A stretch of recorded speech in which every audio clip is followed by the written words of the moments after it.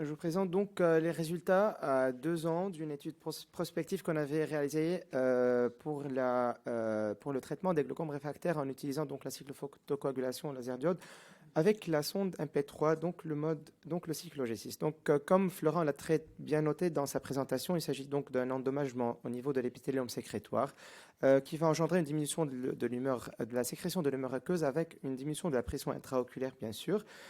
Il s'agit donc d'une utilisation d'une longueur d'onde qui est particulière, donc de 810 nanomètres, avec une destruction qui est beaucoup plus ciblée. Je ne rentre pas dans les détails vu que Florent l'a très bien noté. Les indications, donc classiquement aussi, il s'agit d'une pression intraoculaire qui n'est non contrôlée sous traitement maximal. Classiquement, on utilisait donc la cyclodestruction pour les gens qui avaient une acuité visuelle diminuée et surtout chez qui on ne pouvait pas opérer ou proposer une chirurgie à cause d'un problème au niveau de la conjonctive et chez qui on ne pouvait pas opérer donc de trabuculectomie ou de valve.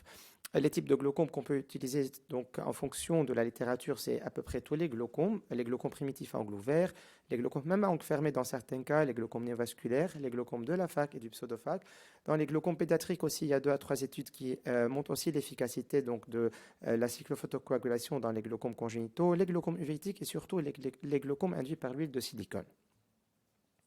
Donc classiquement, il y a le mode continu, le micropulsé et l'endoscopique, et je ne rentre pas dans les détails pour le micropulsé, le MP3 concernant donc la technique, mais il y a quelques questions auxquelles on n'a toujours pas de réponse, comme par exemple, est-ce que c'est la sonde qui est finale? Est-ce que c'est vraiment la meilleure sonde qui permet de délivrer l'énergie nécessaire afin de diminuer la sécrétion de l'humeur aqueuse? On ne connaît pas encore tout à fait les effets à long terme, donc de l'effet hypotonisant, quoique donc à court et à moyen terme, on a vraiment des résultats qui sont très prometteurs. Une autre question qui se pose, est-ce que les réponses varient en fonction du type de glaucome que l'on est en train de traiter et surtout, quelles en sont les complications au long cours? Parce que aussi, on connaît quelles sont les complications à court et à moyen terme, mais pas au long cours. Donc, on s'était intéressé à faire cette étude-là. C'est la cyclophotocoagulation, donc le cyclo G6, pour étudier donc l'efficacité et surtout étudier le profil tensionnel, donc la pression intraoculaire dans les différentes étiologies de glaucome réfractaire qu'on va vous exposer plus tard, et surtout en étudier les complications et voir est-ce que les complications varient un tout petit peu en fonction du type de glaucome que l'on est en train de traiter. Il s'agit donc d'une étude prospective qu'on avait commencée à Indir à Beyrouth depuis mai 2016 et qui est toujours donc en cours d'actualité. On avait traité des patients consécutifs ayant un glaucome réfractaire par cyclo G6 et on a inclus donc dans cette étude-là ceux qui ont au moins 24 mois de suivi. Au départ, vu qu'on n'avait pas l'expérience donc dans cet appareil-là, on était assez strict dans les critères d'inclusion. Et donc ces critères-là étaient un glaucome réfractaire défini comme étant une pression intraoculaire de plus que 21 mm de mercure sous traitement maximal avec ou sans chirurgie antérieure. Les patients qui refusaient ou qui n'étaient pas candidats à une chirurgie filtrante, qu'elle soit par trabiculectomie ou par valve par exemple, une chirurgie de drainage, une meilleure acuité visuelle corrigée à moins que 0,7 logmar et qui ont un minimum de follow-up de 24 mois. Les critères d'exclusion étaient n'importe quelle chirurgie intraoculaire dans les 3 mois qui précédaient le cycle G6, l'incapacité à signer un consentement éclairé, tout patient qui a eu un laser diode par mode continu était exclu aussi, et surtout les gens qui ont eu un problème au niveau de la conjonctive ou au niveau plutôt un investissement scléral qui contre-indique la réalisation du cycle G6. Donc au total, jusqu'à maintenant, nous avons 49 yeux de 48 patients. Les paramètres qu'on avait utilisés, c'était donc les suivants. 2000 mW, on est remonté à 110 secondes au départ parce que au départ, quand on avait commencé, on était assez... Comme on connaissait pas tellement les résultats avec 80-90, donc on avait tendance à utiliser une puissance qui était basse, 80-90. Et puis, en fonction de la réponse un tout petit peu, on a commencé à élever cette puissance-là, surtout que les autres paramètres, on n'y a pas touché, qui sont donc les 2000 mW et un duty cycle de 31,3%, c'est-à-dire donc un mode on qui est à 0,5 millisecondes et un mode off qui est de 1,1 millisecondes. Le mode d'anesthésie était donc une sédation profonde. En post-opératoire, on demande à tous nos patients de continuer le même traitement, bien sûr, antiglaucomateux. Et on traite l'inflammation post-opératoire, c'est-à-dire donc avec des corticoïdes pendant une semaine et des antibiotiques. Et bien sûr, le traitement antiglaucomateux, on le modifie en fonction de la pression intraoculaire post-opératoire. Tous nos patients ont eu donc un examen complet au départ, bien sûr, et surtout on avait insisté sur la pression intraoculaire, bien évidemment, et surtout l'utilisation et le nombre de molécules antiglaucomateuses. On avait fait une échelle verbale analogue en fonction, en fonction du grade de la douleur, je vais vous en parler après. Et nous avons donc défini un taux de succès comme étant soit une pression intraoculaire post-opératoire à 24 mois entre 6 et 21 mm de mercure, ou une diminution d'au moins de 20% par rapport donc à la pression intraoculaire de base, et ce, bien sûr, au dernier jour du follow-up. Et on avait fait donc un follow-up de tous les patients à un mode qui est très bien fixé, c'est-à-dire à J1, J7, J15, M1, M2, M3, et on est en train donc de les voir à chaque mois jusqu'à maintenant. Voici nos caractéristiques démographiques. En gros, en général, on a eu 55% d'hommes et 45% à peu près donc, de femmes. L'âge moyen était de 54 ans. Concernant les étiologies que l'on avait donc jusque-là, c'était donc les glaucomes primitifs à angle ouvert. Donc, dans la majorité des cas, c'était donc 26,5%, suivi par le glaucome induit par l'huile de silicone. Puis après, par le glaucome traumatique. Ceci dit, nous avons aussi des glaucomes congénitaux, des glaucomes de la fac, même des glaucomes uvéitiques dans deux cas où on était obligé donc d'utiliser le cyclodiode, quoique c'était donc un glaucome uvéitique, mais on n'avait pas le choix. Les chirurgies antérieures, parce que Florent a bien insisté là-dessus, on avait 24,5% donc de trabéculectomie et des tubes shunts de 37%. Donc dans ces séries, les antécédents de chirurgie qu'on avait donc plus utilisés, c'était les valves de drainage, beaucoup plus que la trabéculectomie, à cause donc des étiologies, bien sûr. Voici le profil tensionnel de nos patients jusqu'à 24 mois. Vu qu'on avait un tout petit peu mis à jour nos résultats il y a une semaine, juste quelques jours avant la SFO, vous avez jusqu'à 29 mois, mais les résultats sont à 24 mois. Donc les études statistiques, nous les avons faites à 24 mois, donc il y a à peu près un mois et demi. Nous remarquons une diminution drastique donc de la pression intraoculaire de 30 mm de mercure à peu près, dès J1, et donc qui est continue jusqu'à M24, donc jusqu'à 2 ans. À peu près, nous avons donc les mêmes résultats, à peu près, donc c'est de 29 mm de mercure en préopératoire jusqu'à 17,8 mm de mercure en post-opératoire jusqu'à la deuxième année, ce qui fait un taux de succès, d'après les critères que nous avons bien définis dans nos matériels et méthodes, de 75% à peu près.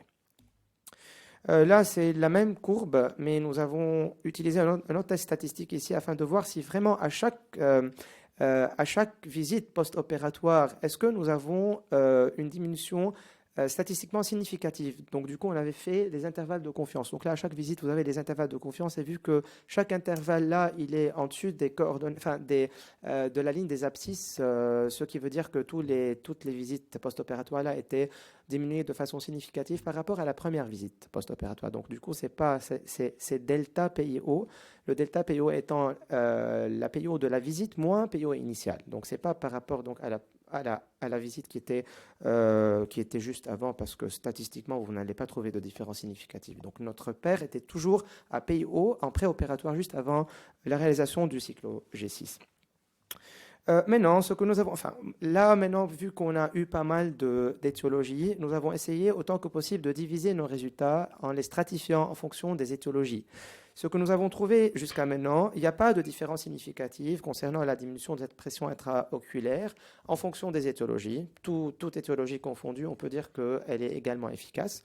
Le P était 0,07, limite, mais nous ne pouvons pas prétendre que cela est significatif si jamais on veut être vraiment assez pointu statistiquement.